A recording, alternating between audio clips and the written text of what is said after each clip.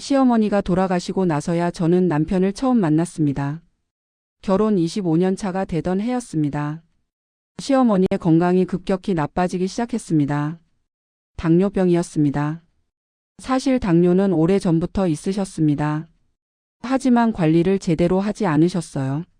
남편이 의사임에도 불구하고 아들의 말은 듣지 않으셨습니다. 내가 뭘 안다고. 엄마 몸은 엄마가 제일 잘 알아. 그러다 어느 날 시어머니가 쓰러지셨습니다. 혈당이 급격히 올라가면서 의식을 잃으신 겁니다. 응급실로 실려가셨고 입원 치료를 받게 되었습니다. 남편은 충격을 받았습니다. 내가 의사면서 엄마 건강을 챙기지 못했어. 자책했습니다. 저는 복잡한 신경이었습니다. 미워했던 사람입니다. 제 인생을 지옥으로 만들었던 사람입니다. 하지만 병상에 누워 계신 모습을 보니 그저 늙고 아픈 한 사람일 뿐이었습니다. 병원에 입원하신 시어머니를 제가 간병했습니다. 남편은 일이 있었고 아이들은 아직 어렸습니다. 며느리인 제가 할 수밖에 없었습니다.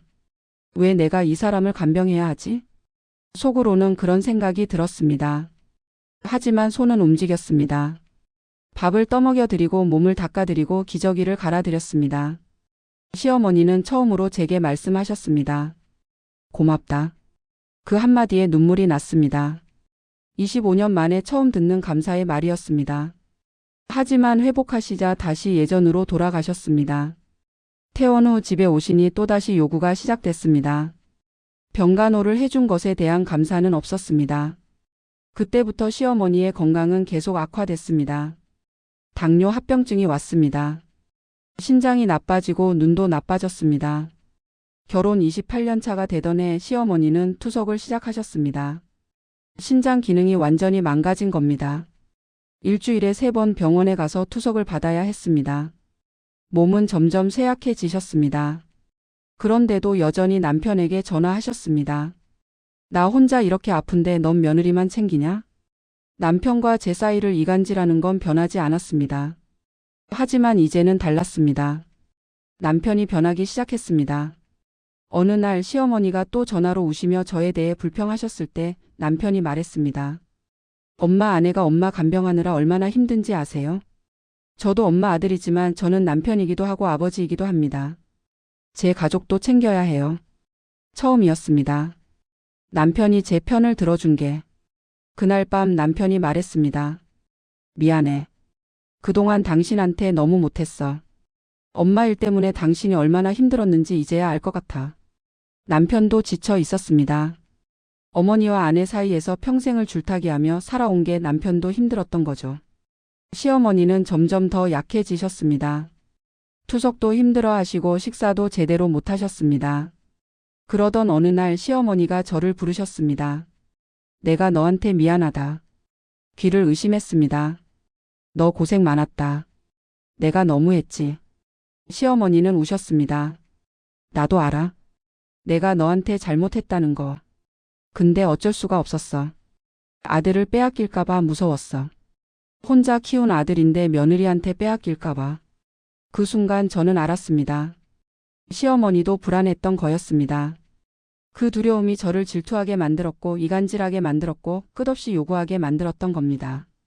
어머니 이제 됐어요. 다 괜찮아요. 거짓말이었습니다. 괜찮지 않았습니다. 하지만 그렇게 말할 수밖에 없었습니다. 죽음을 앞둔 사람에게 원망을 쏟아낼 수는 없었으니까요. 투석을 받으러 가시던 중에 심장마비가 왔습니다. 장례식은 조용히 치러졌습니다. 관 앞에 서서 저는 생각했습니다. 이제 끝났구나. 30년 가까이 저를 괴롭혔던 전쟁이 끝난 겁니다. 슬픔보다는 안도감이 먼저 왔습니다. 시어머니가 돌아가신 후 집안 분위기가 달라졌습니다. 무거운 짐을 내려놓은 것 같았습니다. 남편과 저는 처음으로 편하게 대화할 수 있었습니다. 이제 우리 둘만의 시간을 가져보자. 결혼 30년 만에 처음으로 부부 여행을 갔습니다. 하와이로 갔습니다. 바다를 보며 남편이 말했습니다. 미안해. 정말 미안해. 당신한테 너무 못했어. 엄마 편만 들고 당신 마음은 생각하지 않았어. 정말 미안해. 앞으로 잘할게. 남편도 울었습니다. 그날부터 남편은 변했습니다. 제 이야기를 들어줬습니다. 제 편을 들어줬습니다. 집안일도 도왔고 명절 준비도 함께 했습니다. 아이들도 컸습니다. 큰딸은 결혼했고 아들은 직장 생활을 잘하고 있습니다. 지금은 남편과 둘이 살고 있습니다.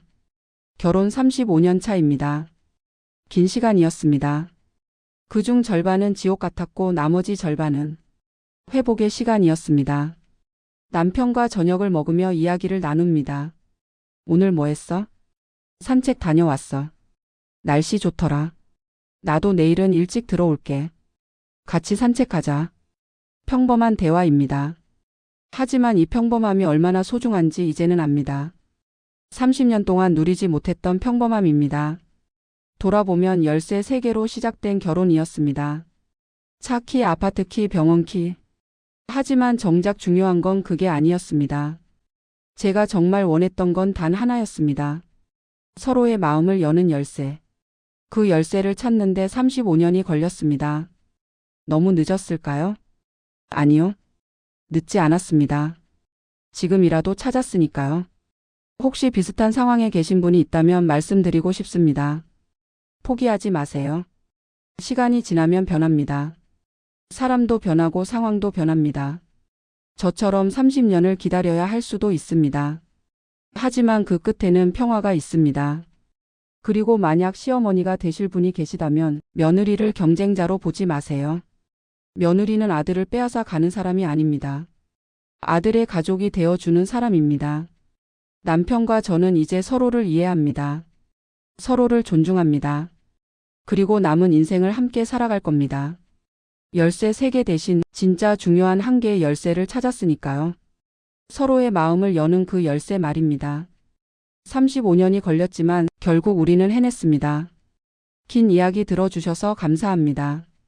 여러분의 결혼 생활에도 평화가 함께하길 바랍니다.